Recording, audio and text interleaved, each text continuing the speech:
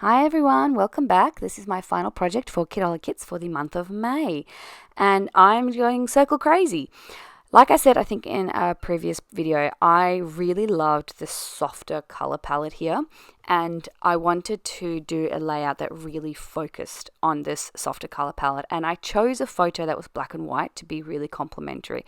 And I wanted to go for that rustic look, which is not something I often say because generally going for like more rustic is not really my vibe, but I figured like embrace it, lean into it, struggle with that acetate piece, and then like I said, embrace the rustic look, embrace the texture that I get from that Hessian. Is it Hessian or is it twine? I don't know. Down the track, you'll see what I mean.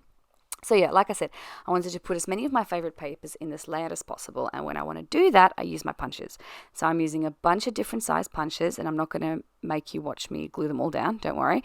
But this is basically the base layout, and then I'm going to keep it simple, stick it all down, and then put my photo on top. Now I wanted to map my photo on some of the other papers as well, and I really wanted to create a dark border here.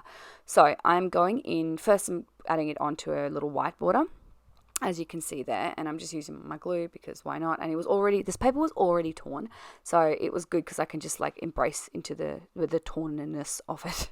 I'm also going to distress the edges as well, which I'm going to be doing here, and I'm really distressing them. Like I'm not doing just a little bit of distressing, I'm really like kind of hacking at it. And so once that's done, I'm going to go with one of the darker wood grains, so this one, and I'm going to stick my photo onto that. Again, cutting that out without being really careful at all because like I said, I'm just going crazy with the distressing here. So you do not notice it at the time. I decided I wanted to prop this photo up on some foam dots. So I really like how that looks, and I like how it just makes sense to me.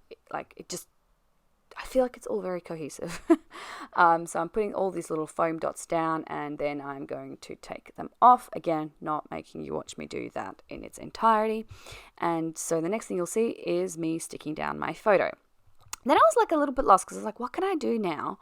I pull in a sticker sheet and I do add a little sticker circle there, but I do end up removing that because really, this photo is from 10 years ago when Justin and I, actually it's from 11 years ago because it was our engagement photos, but we recently celebrated our 10-year wedding anniversary, and so I kind of wanted to do a layout commemorating that.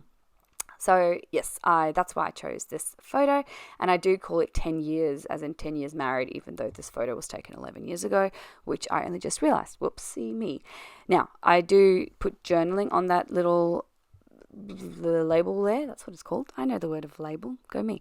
I'm using this gold pen and I'm just circling the border. Again, didn't go for black, which is different for me, which I was quite happy about. And then I thought, hey, I'm going to use this gold pen because it's quite thin, I'm going to use this gold pen to do my journaling, but then I didn't really like how that looked. So instead, I'm going to take that off, and then I'm also using the silver pen, you can't really tell. But yeah, I'm going to take off that little circle label, and I'm going to put my journaling just very, very briefly on the side of the photo, on either side of the photo. So I'm putting in the title there. You can't really see it, but yeah, it's visible enough. And then what I do right at the end here is I kind of like take that gold pen and I outline my entire cluster. And oh boy, did I not like that. But I'm very glad it's very faint, so you can't really tell because, like I said, this pen is incredibly thin. So you don't really notice it, but I do not like it at all. Adding my date, doing that like final little bit of journaling, and then you'll see what I do. And then, yeah, oops. Did not like it, but yeah, that video just ends also, by the way, because I don't know what happened with the rest of my footage. But yeah, there it is. It's done. You can't see me just randomly scribbling, and either way, I think it works out well. Thank you for joining me. I will see you all again next month for some more projects. Bye.